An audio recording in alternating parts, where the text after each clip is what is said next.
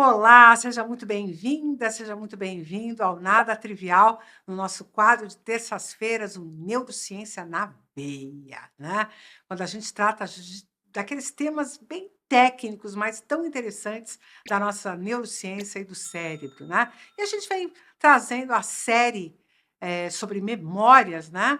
E no último vídeo nós falamos sobre condicionamentos. Agora, no próximo degrau das memórias, em termos de complexidade, vem aquelas memórias chamadas de não declarativas. Como é isso, Carla? Bom, é aquele conjunto de memórias que você tem, mas que você nem sabe que tem, né? Muitas vezes associadas a um comportamento, um hábito, uma forma, até mesmo um vício, né? Estão relacionadas nesse campo aqui do conhecimento, ou até aquilo que a gente vê na mágica, né? Vocês já devem ter visto no mentalismo, os mágicos que trabalham com esse tipo de técnica, eles usam também as memórias não declarativas a serviço deles. Então vamos arrumar essa casa e entender o que isso realmente significa no funcionamento cerebral. Bom, a memória declarativa, que inclusive é tema do nosso próximo vídeo aqui do Neurociência na Veia, para dar um ponto final na nossa série sobre memórias, é a própria palavra diz, a gente pode declarar, a gente pode falar sobre elas, né?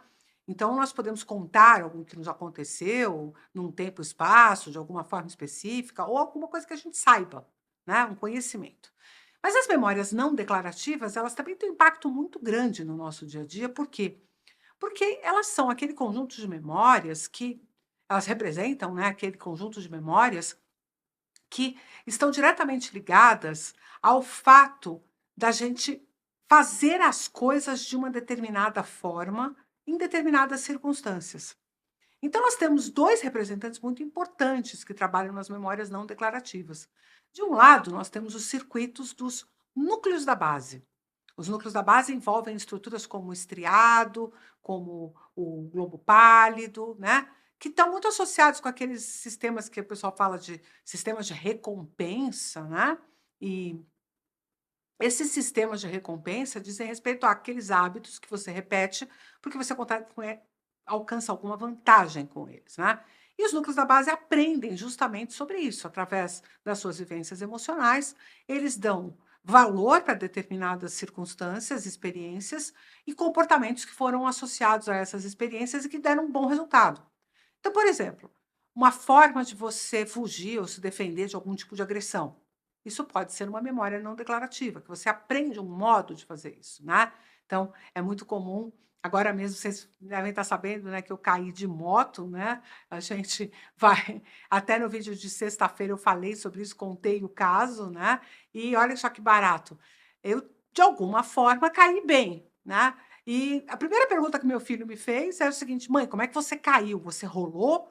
Você caiu feito uma patachoca, né, ou você conseguiu dar um rolamento e tal?". Então, até saber cair, né, é uma coisa importante, mas ela acontece de forma automática, portanto, é uma memória que vai sendo constituída muito distante da nossa ideia de memória. Nós temos uma ideia de memória que eu já tentei desmontar para vocês aqui em outros vídeos, e que a memória é alguma coisa que a gente se lembre, né. A memória é muito mais do que isso. É justamente esse conjunto de circuitos facilitados que permitem que uma determinada função cerebral ocorra, baseado nesse processo de memorização, de construção desses circuitos. Então, saber cair é uma memória não declarativa, né. Aprender qual é o melhor modo para você cair que evite que você se machuque tanto. "Poxa, Carla, mas como é que eu aprendo isso?". Caindo, né. É necessário que você viva a experiência, use alternativas comportamentais, faça tentativa e erro, até que você consegue performar. "Ah, mas eu não tenho outra forma de eu aprender". Tem, você pode modelar, você pode observar alguém, né, caindo. Isso pode te ajudar a dar ideia de como é que o melhor recurso de queda pode te ajudar. Ah, você pode fazer um curso de cair? Pode, mas isso não garante que você consiga cair do jeito adequado, né, quando você estiver diante dessa situação. Mas é óbvio que eu estou muito autorreferente com essa história de cair, né, porque eu estou vivendo essa situação nesse momento, mas não é só aí, né. Todos os modelos funcionais que a gente tem das chamadas memórias procedurais, que eu já falei bastante aqui, porque dizem respeito à função do cerebelo, eu adoro o cerebelo, então vira e mexe eu estou falando sobre ele, também são memórias não declarativas. E, hã todas as escolhas comportamentais e como essas escolhas comportamentais são performadas. Então, o cerebelo sabe um pouco do como, ele tem os modelos funcionais de automatização de comportamentos, e os núcleos da base têm o quê? A escolha comportamental. Então, somando esses dois, você acaba tendo esse conjunto de comportamentos automáticos que faz com que você se torne extremamente eficiente nas situações onde eles são necessários, né? E eu espero que você tenha entendido que uma memória procedural, mesmo sendo automática, é um incremento funcional. Porque se eu caísse simplesmente sem ter a menor noção do que eu estava fazendo, possivelmente eu me machucaria mais do que caindo direitinho, né? Então assiste o vídeo de sexta-feira que eu conto direitinho como é que foi essa história e como é que eu caí direitinho, né? Mas não é só nesse lugar. Tem os esportes, tem a forma como a gente pensa sobre as coisas, tem várias coisas que acontecem de modos automáticos. Mas eu acho que você vai ficar bastante curioso quando eu te contar, né, agora, a explicação sobre o mentalismo, que é aquela técnica da mágica que faz com que um mágico seja capaz de adivinhar coisas muito interessantes. Então, você já deve ter visto, né? Tem filmes, aquele filme Truque de Mestre, também apareceu muito na TV brasileira, lá no programa de domingo da Rede Globo, Domingão do Faustão, ia os mágicos lá e tal, e eles faziam muito isso. Então, basicamente, o que que é? Eles pegam e jogam um prêmio, alguma coisa para a plateia. Quem pegar é a pessoa que vai vir ao palco para participar da mágica. Logo, eles estão querendo nos dar a sensação de que a escolha dessa pessoa é absolutamente aleatória, que não existe nenhum tipo de tendência na escolha da pessoa que vai vir ao palco. E, de fato, isso é verdade, a escolha é absolutamente aleatória. Por quê? Porque, na decorrência do que eles construíram, eles não precisam de uma pessoa específica. Qualquer pessoa que esteja vivendo aquela situação vai fazer a mesma escolha. E aí, eles pedem para essa pessoa escolher uma carta no baralho, por exemplo. Aí a pessoa vai lá, pega uma carta, eles cortam essa carta, guardam um pedacinho da carta num envelope e tal, e fazem esse envelope aparecer em outra cidade do Brasil, na mesma hora, ao vivo, no programa e tal. E a hora que você abre, você fala: "Nossa, como é que ele conseguiu fazer isso e tal?". Quando, na verdade, ele já sabia qual era a carta que a pessoa ia escolher. Então isso é o priming. Ele deu vários estímulos naquela sala, da cor vermelha, com corações, com o número 7, com múltiplos de 7 para fazer referência ao 7. Então ele foi preparando aquele cérebro para que esses circuitos relativos ao 7 de copas ficassem exacerbados.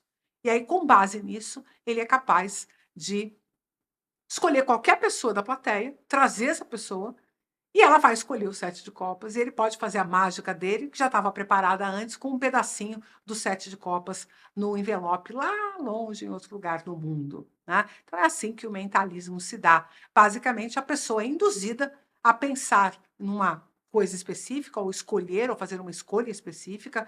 Tem alguns primes muito interessantes de pessoas que são provocadas a fazer desenhos e que recebem, né, estímulos tão específicos que o desenho fica muito parecido entre duas pessoas que não estão na mesma sala. Então, se você tem curiosidade sobre isso, tem larga literatura e exemplos de priming na internet. Eu acho que você vai gostar de saber que basta você deixar o seu cérebro pré-ativado que você já vai ter constituído uma espécie de memória não declarativa. Tá bom? Espero que você tenha gostado. Semana que vem a gente fala das memórias declarativas e encerra essa série sobre memórias aqui no Nada Trivial.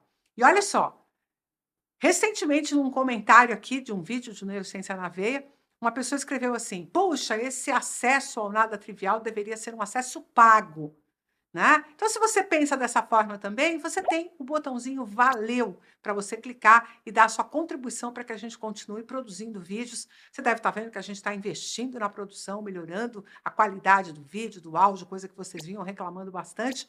E aí, definitivamente, nós precisamos do apoio de vocês para continuar mantendo essa produção neste nível. Então, nós habilitamos o botãozinho valeu. Vai lá, dá um cliquezinho. Qualquer ajuda é muito bem-vinda. Em breve a gente vai ter também o clube de membros, então você vai poder participar muito mais proximamente aqui do Nada Trivial. O quadro Neurociência na Veia é um oferecimento do Instituto Conectomos, onde você pode efetivamente aprender sobre neurociência rapidamente, através dos nossos cursos assíncronos e síncronos. Tenho certeza que você vai gostar muito do nosso portfólio de cursos, então aproveite e visite o site do Instituto Conectomos. Um grande abraço e eu te vejo no próximo, porque se fosse trivial, não ia ter a menor graça. Um abraço.